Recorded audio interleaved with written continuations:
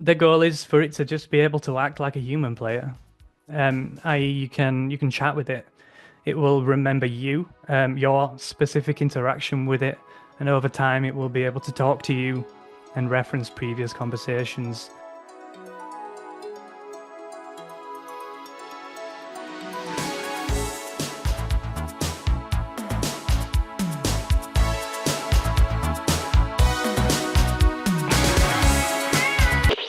Welcome back, everyone, to Chat Are We Cooked, where we talk about how on-chain gaming is, in fact, not cooked. Today is episode 3, and we are diving deeper into AI agents, specifically Istarai?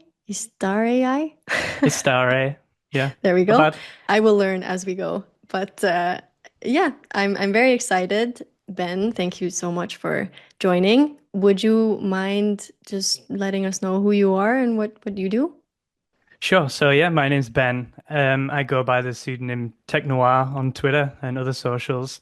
I'm a technical associate at Bitcraft VC, who are a gaming-focused investment platform operating in both like traditional gaming and in the crypto space, which is where I spend most of my efforts. Very cool. Now, for the viewers who are interested in AI agents and would like a more broad explanation to start off, I recommend checking out the previous episode where I chat with Loaf on AI agents in general. But for now, we're going to focus on Ben's project, Istarai. Istarai. Istarai. You can also But say Istar AI if that's easier. That's Istarai. how you would Istarai. naturally say it. Okay. It's it's work in progress. Yeah. Anyways, to start things off, we always like to take things slow and steady and simple on this podcast. Could you Eli5 what Istare Yes, is Istare Istarai. is? There we Yes. go. Yeah, sure. The purpose of this project was to learn about how frameworks like Virtuals, Eliza, now Daydreams works by just tinkering with the tech. And it's still very early in development, but basically at high level, it's an AI agent whose goal is to be able to autonomously play any on-chain game. That sounds like a lofty goal, and there's going to be a path of discovery and iteration to get there. The way that the frameworks are progressing today, I think they're going faster than people would have originally believed, but maybe Mm, not as fast as some people do believe. It's going to be a journey, but that's yeah. where we're heading. How does it work? How does it make decisions? How does it learn? How does it memorize? Just in general, how will it act as an AI agent in the games? Sure. So I'll try and keep this as non-technical as possible, but feel free to stop me if I start going down a technical rabbit All hole. right. Um, what Daydreams uses is a vector database, which stores data in a way that makes it very easy to pick out associated bits of information and find similarities and Mhm. make comparisons between two seemingly like unrelated data points. So Istarai uses that, but its capabilities is entirely dependent on the um the prompts that it gets because it relies so heavily on LLMs Mhm. to be able to create these transactions and also to pick the right action to do. I mean, we Yep. can go a little bit into how Daydreams works. I know you Mhm. talked about it with Loaf on the previous episode, but it has to be able to know and have context on the game itself. Yes, Like, what are the exactly. goals of the game? What should it do under certain circumstances? Um, like what is the natural progression within the game? Like take a Turnham, for example. Like you start with a level 1 realm, which has certain constraints built around it, like the number of available hexes and stuff like that. Resources that you start with, resources that you need to gain in order to move to the next level. All of that stuff has to be given to the agent at the start, so it has context, so it knows how to break apart high level goals and what order it should send things to the LLM, Mhm. etc. Okay.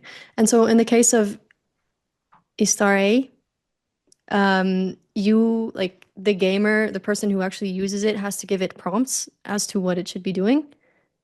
So there's probably multiple ways to use this. Like the one that you could potentially build like a semi-autonomous player Mhm. where you give it an initial goal. Like in the example that I posted on Twitter a few months ago, it was just build me a farm.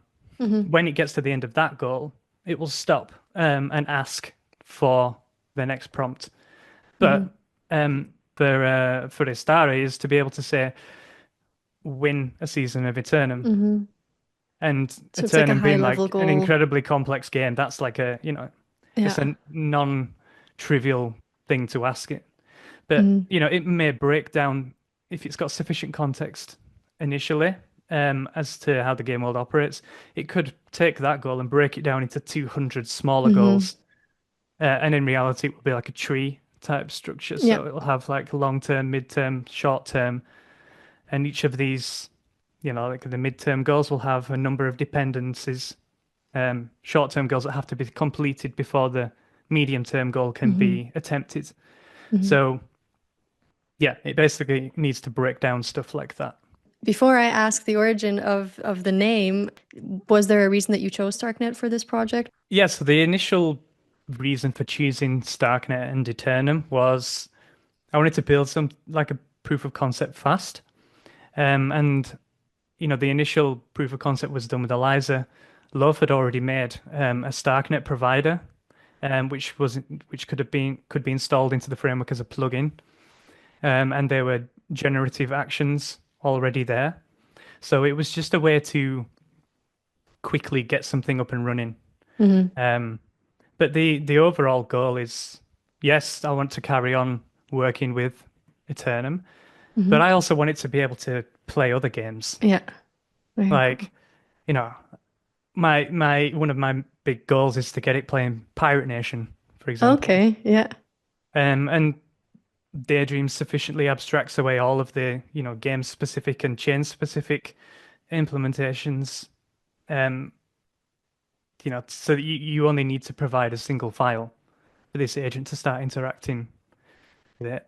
The framework's not there yet, but the goal is to not be tied to any one Yeah. ecosystem. I want Istarai to kind of live at a Versatile. higher level of Yeah. abstraction. Yeah.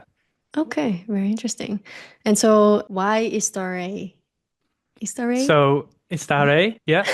So you may have guessed from the background here that I'm a bit of a Lord of the Rings nerd.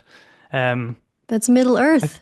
it is Middle Earth, yeah, and I Amazing. think maybe you'll understand my obsession there. Going by the name Shadowfax. Oh, I Um, do. I most certainly do. but yeah, the Istari were the group of five wizards sent to Middle Earth. Istar is the singular, the wizard. Istari is the group of wizards. So basically, I just thought I'll just add an A to the name Istari, and so we've got AI in the name, so it became Perfect. Istari. Yeah, Very cool. My goal from now on will be to somehow incorporate Lord of the Rings lore into these episodes. I think that's a good goal to have. All right. So, gameplay. What does it look like to play alongside or against Istare? Like, what would it feel like as a gamer? So at this stage right now, the functionality of the agent is limited. It's kind of tied to the roadmap and development cycles of Daydreams. As Daydreams gets more advanced, so too will Istare. But the goal is for it to just be able to act like a human player. I.e., you can chat with it.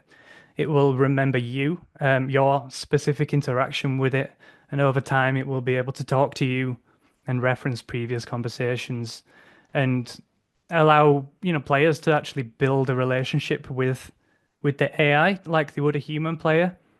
And some players might think that sounds a bit weird. And I would agree in some ways, but I think the way that this is going, I think these agents will eventually reach parity with human levels of conversation.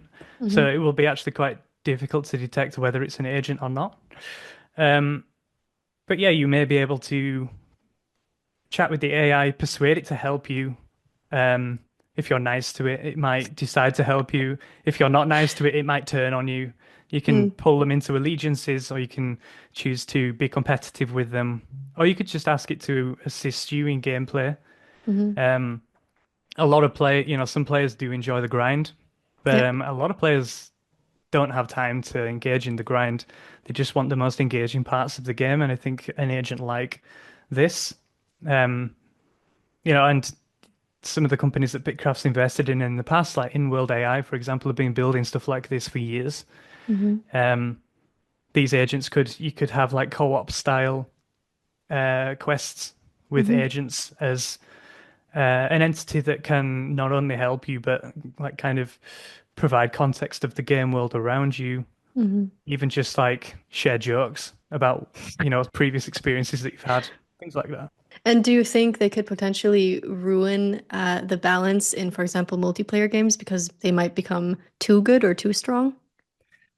So I think, yeah, potentially yes, but I would say that's the same as any good player. If a player spends significant, Mm, sufficient okay. amount of time within a game, then they're going to become very, very good, and it's going to be Hmm. harder. It's going to be hard for most players to compete with them. I think it entirely depends on game design, Hmm. and I think a lot of games, going forward are going to have to be designed with agents as a key consideration. Um, like just bringing it back to on-chain games for a second, like think, Hmm. Eternum again. The amount of actions you can commit um, in a set period of time is totally determined by, what resources you have, but more importantly, Mm, the stamina. So these agents are still going to have to operate within the constraints of the game world's physics and current balance mechanics. hmm. Um, so even though these agents are, quote unquote, always on, um, it doesn't mean that they can break the rules Hmm. that govern the game, if that makes sense. Yep. Yep. And I think actually AI probably has like a key part to play in automating balance adjustments in games. There was a podcast done by a colleague of mine, Nico, in on his Fogdow podcast in 2023, I believe it was, with David Amor, Matt Dion, and Hmm. Tim Codden, where they talk about this concept of gods as a service, where you could actually have an AI actually working on balancing in real-time game mechanics. I would definitely recommend people, if this piques your interest in any way, Hmm. go and listen to that episode because those guys were way ahead of their time. Hmm. Some very interesting points. Now, some AI agents will be able to help games that struggle with the cold start problem, where it's really hard to onboard users because of the complexity of the game, and especially with shrinking attention spans, it's harder to just get people into the game. Do you agree with this? And if so, do you also think that maybe it would make games less human if that struggle or that grit that's needed to get into the game is completely taken away by the agents? I actually think the opposite. So if you said yourself like, and it's very true, like people's attention spans are shorter than they ever have been in the past. Mm, There are so many ways to engage online now, whether that be Twitter or X, TikTok, any kind of casual game, any game at mm, all. Then you've got Netflix, etc. There's just so many options. If you remove the need for grind and make these games engaging game worlds dynamically populated from the get-go, I think mhm, you're, and especially if you have agents, or maybe we should stop calling them agents, but like autonomous players mhm. that can um, engage with players at a deeper level than traditional NPCs could do. I think you actually have a greater chance of retaining these players Okay. because they're only going to have to.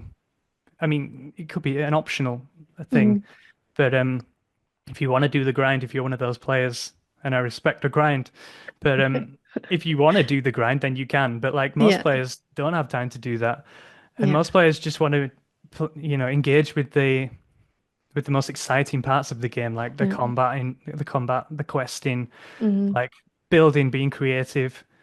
I think that's what the most players want. Mhm. Um, so yeah, I think it will have a positive effect Mhm. if the games are designed with this in mind. Yep. And speaking of the types of games, you've mentioned Eternum a few times now, which is an MMO. Do you see these autonomous players also in RPGs or, different kind of games? I think um I think they could be, they could be deployed in any type of game. I think Hmm. MMOs and simulation games are going to be the first ones Hmm. because these games rely on heavily populated worlds in order to make them feel real. Hmm. So the what I actually think, so I think yeah, that those are going to be the first games. But what I think is potentially more interesting, and it's an area that Bitcraft are looking into uh, quite deeply, is what we've termed agent first games, where Okay. rather than the AI representing an NPC kind of on the periphery of the Hmm. experience, it's actually put at the core of the experience as a main character. Okay. So you're starting to you've seen some studios experiment with this. Um, well-known ones are obviously like AI Arena, where Okay. the human player takes on the role of like a coach, and they train the AI, and then the AI goes and fights. Hmm. There's Parallel Colony, where you can yeah, it's a space colony populated by AI agents, which can have access to on-chain resources. Hmm. Um, Depending on their goal, if their goal is to amass wealth, they may choose to like extort other Hmm. agents, corner the market, form monopolies, etc. Um, and then the other one, I guess, is maybe lesser known at this point, but there's a game called Seed built by Clan Games, Hmm. based out of Berlin, and they're building. They have a crazy, beautiful, like big, ambitious vision. They want to build a planet scale society simulation where, Okay. think about The Sims. Yeah. You have a sim, you build it a house, it goes off to work, you feed it, you look after it. Hmm. But in this game, so this the sim is replaced by what they call a seedling, and these seedlings um, operate autonomously. There's like the classic Sims loop where you build them a house, you have to feed them, shower them, but also during the day, even when you're not logged in, they will go off to work. For Okay. businesses run by other seedlings, you give them a daily budget, and then on their way home, they might decide to go to a painting class, which is That's another business amazing. run by a seedling. Yeah. Um, and by putting the AI at the heart of the game, it enables new ways to interact with the game. So you no longer need to be in front of a PC or a console, although Hmm. that's definitely an option.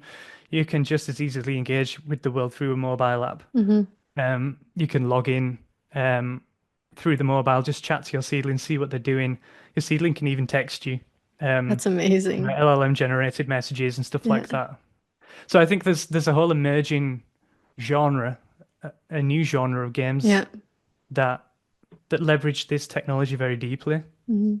And that's the area that I'm interested in exploring the most, I would say. Hmm. Super cool. I'm excited to see the development of this all.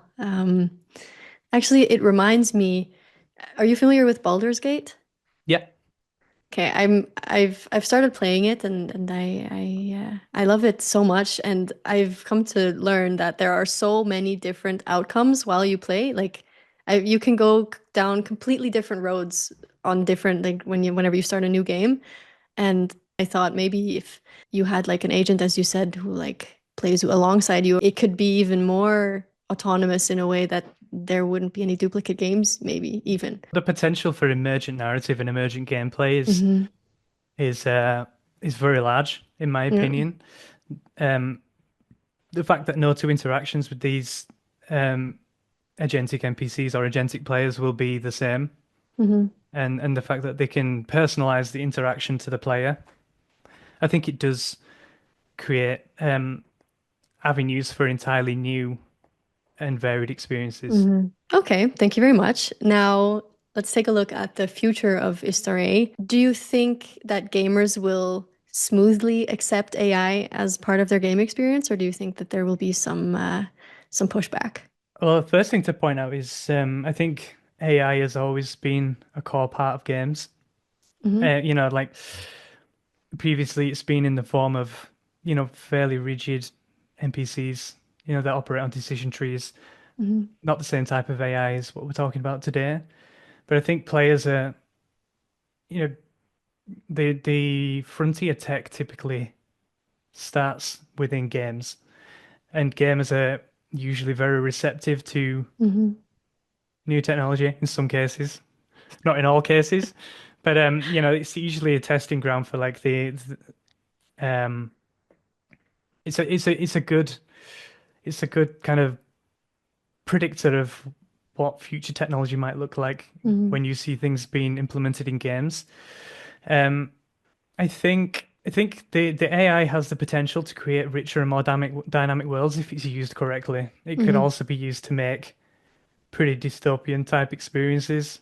Um, and if players don't enjoy those games, then they won't play them. So That's I true. think I think naturally, like the industry will figure out what is the best use for Hmm. this new type of technology within games, and the ultimate, you know, feedback loop is do the players enjoy it? Absolutely. Yeah. It's trial So, and error.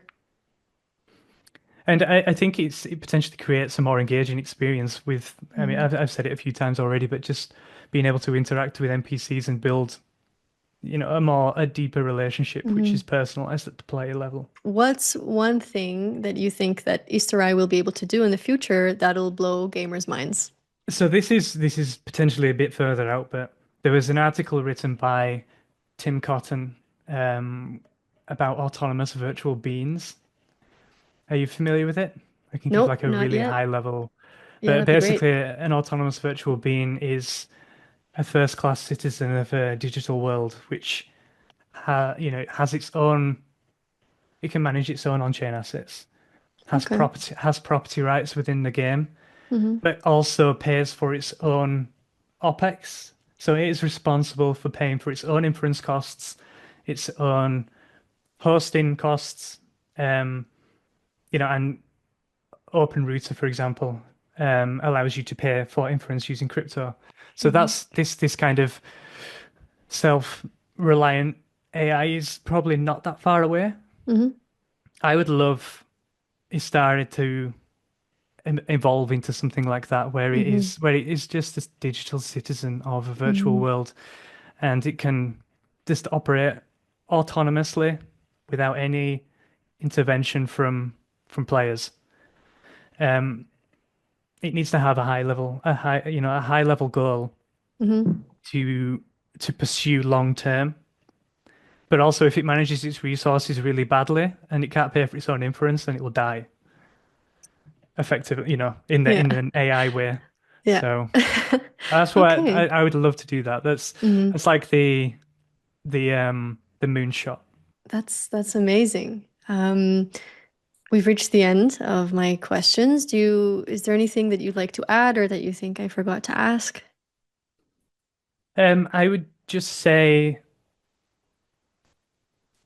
the AI agent space can be very daunting. Like it moves super fast. So just pick an area that you find personally interesting and just try and follow that. Otherwise, you're going to end up um, trying to follow too many things and not be focused enough and not Hmm. be knowledgeable about any of them. I would say if anyone's interested in this, they should go and just join the Daydreams Discord, join the Eliza Discord, just ask questions, like try and understand what it is, even if you're not technical, like these frameworks will end up eventually get to a point where, normal people that are not coders can just launch one of these agents. Hmm. Um, and I would say we're very privileged to be living through this time. We're seeing rapid Absolutely. technological development, which is kind of unprecedented. Yeah. I think I've said it in every episode so far, and I genuinely mean it, but what a time to be alive. It's For crazy sure. to be witnessing this technological development and the sheer like brain power behind it, like the people who are working on this in the trenches. We're on the crest of a great wave, which I think I think then we've covered it all. Thank you so much for agreeing to join this episode and for shedding light on Istarai. I think I finally learned by the end of this episode how to pronounce it. You've nailed it. Yeah. Amazing. There we go. To anyone who's watching, there are 3 episodes now in total, so check those out. As Ben said, join the Discord of Daydreams and Eliza to get some information, and I will see you guys soon.